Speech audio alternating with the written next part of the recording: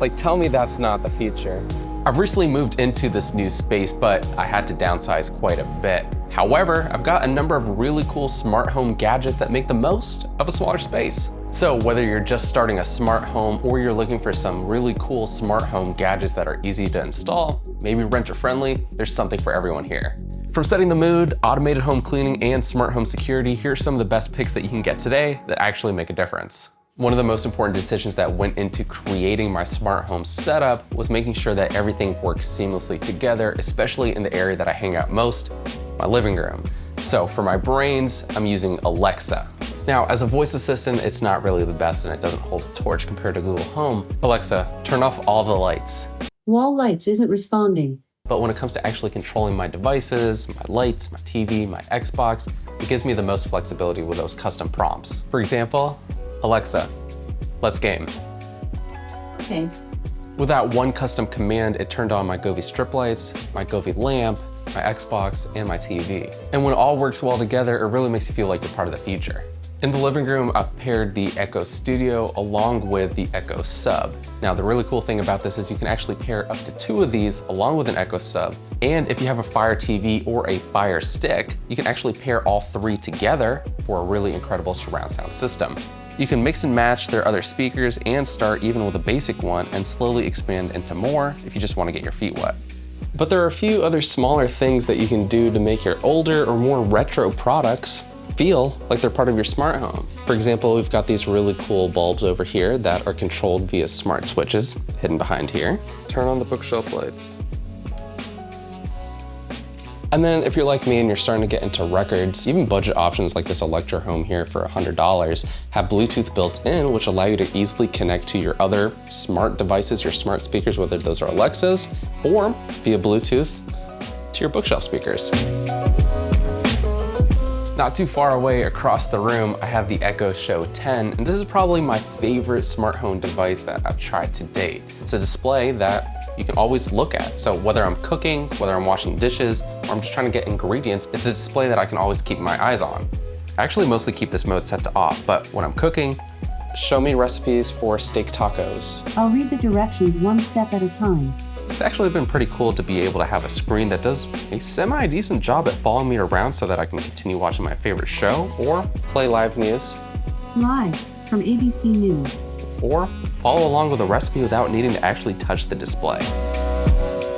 Beyond that, these speakers are one of the best ways to get great sounding multi-room audio with very little effort.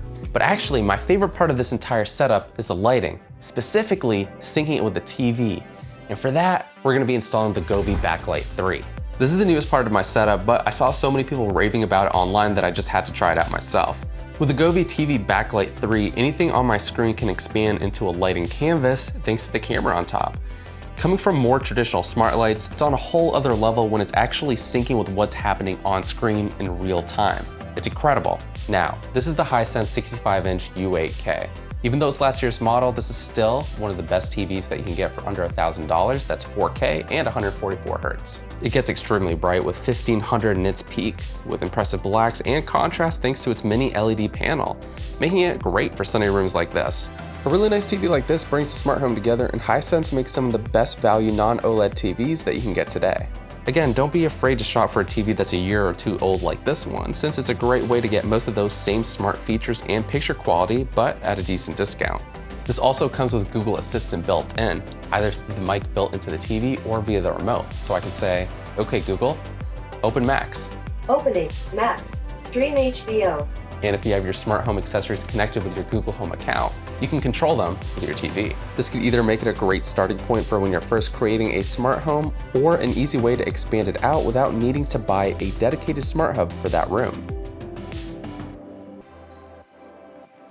Ring makes smart doorbells that give me notifications to my phone or my Alexas whenever someone's at my door, or rings. Traveling a lot, this is a great way for me to keep tabs on my deliveries or make sure my packages are safe. One of the key things for me, since I didn't want to drill through my door for wiring, was a long-lasting built-in battery. In this case, the Ring gives me about 6 to 12 months depending on how frequently I get notifications and check in on things. When I first bought into the system, I thought it was the perfect pair, especially with my Alexas, and for the most part, it still is.